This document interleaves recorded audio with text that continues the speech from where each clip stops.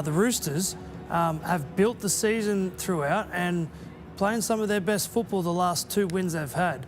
And then they got the arch rivals next week. So they almost dropped their chances of playing finals last week. They've just dramatically improved them tonight.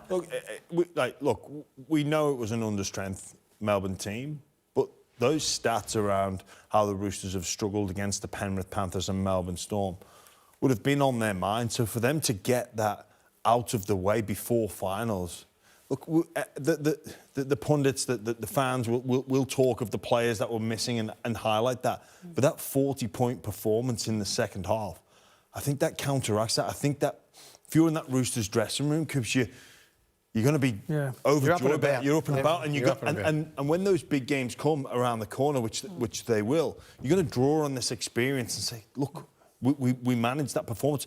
And Melbourne, for all the players that they were missing, that's arguably their best offensive display of the season in the opening 40 minutes. Nobody saw that coming in the second half. So that's got to fill them full of confidence going into September. Yeah, some discipline, some errors from the Melbourne Storm, but you have to say the Roosters went after the game. The Roosters went to the contest and said, we're going to handle destiny in our own hands and play finals. So it wasn't as if they got handed on a platter the second half. They just dominated to a point that Storm could not get out of their own end, and the Roosters just kept coming. They found a crack on that left side defensively, and the Roosters kept going. They thought Hugo Savalik, Sanders Smith was good. Connor Watson, when he came off the bench at halfway through that first half, was really dynamic off the back of it. Fahu White was good. Yeah, there were a lot of good players tonight for the Roosters. Well, your KFC FLG MVP, as voted for by the fans, I don't think it's a huge shock that he is a fan favourite. If he wasn't, he is for sure after tonight's performance.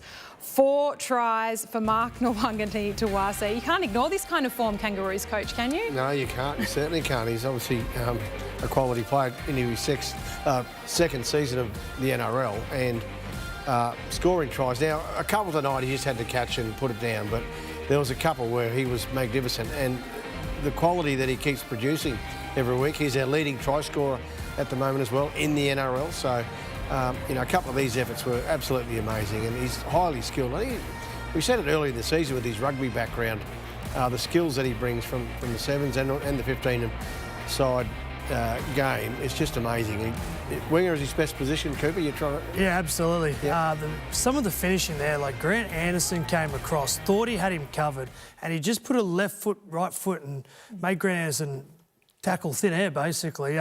He scored 4 tries in the space of 25 minutes. His first was in the 46th, and his fourth was in the 71st. Like, he's athletic up in the air, he's improving defensively, and when he gets a ball one-on-one with anyone, he's seen a flick pass, the footwork, the ability to defend.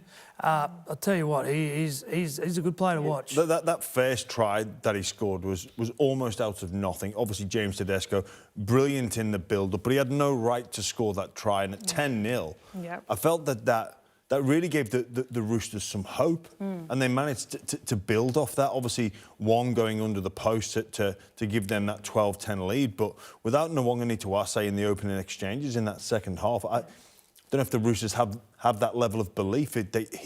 He plucked something from absolutely nothing. Well, that moment was our Jim Beam assist of the day, the James Tedesco assist for the Mark Nawaqanitawase first try of the second half, and the moment which really, as James said, turned momentum.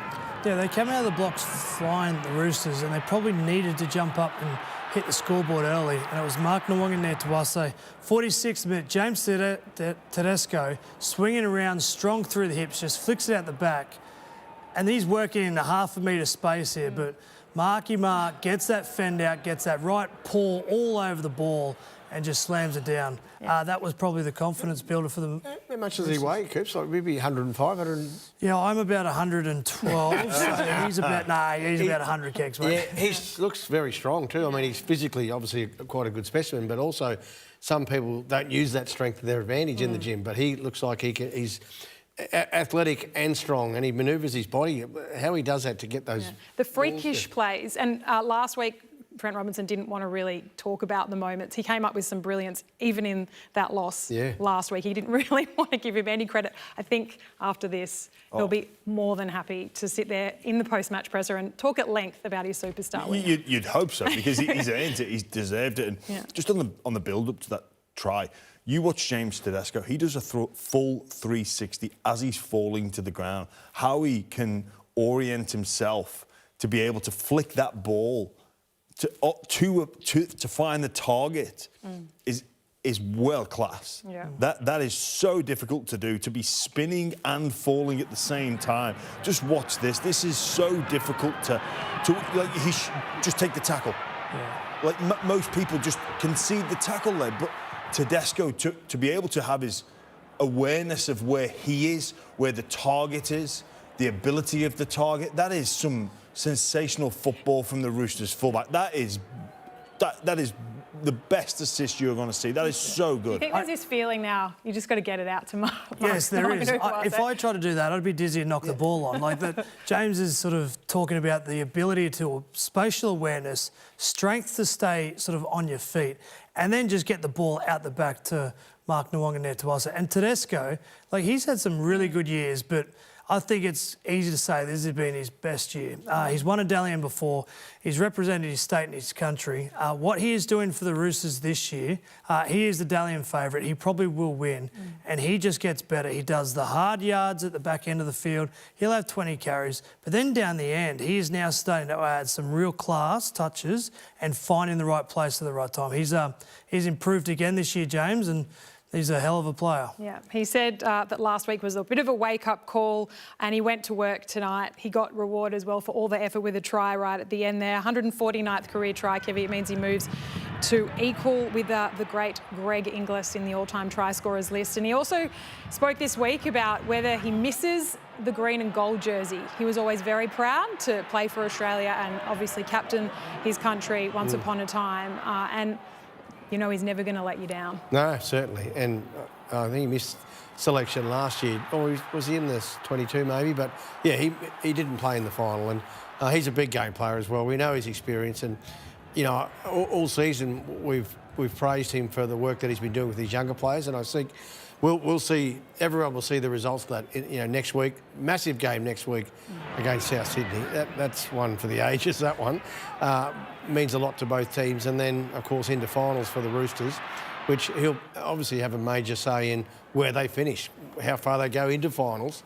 James Tedesco at the back will be a key inspiration for them as well, these younger players. They're just learning from him, and he must be so professional. Cooper around training, getting everything right. Yeah, I'm not sure who the Australian coach is, but I dare say he's picking James Tedesco in that squad at the back end of the year because it's undeniable what he's been able to do this year. And I think sometimes when you get to representative level, Origin or Australia, you've just got to put the best players in a position. You know, Dylan Edwards is there, should be around that same mark, but what James Tedesco has done this year, he deserves a lot of credit for what he's done. He should be back in the representative arena. Form simply cannot be ignored. It can't be. Like How does the Englishman feel about the Kangaroos' fullback position? Oh, well, you could probably pick, 6 could go down and they'd still have an absolute weldy, wouldn't they? So fullback, the Australians are very much spoilt for choice. I watched your bloke the other night too. Welsby. Yeah, he goes all right, doesn't he? He goes all right too. Yeah.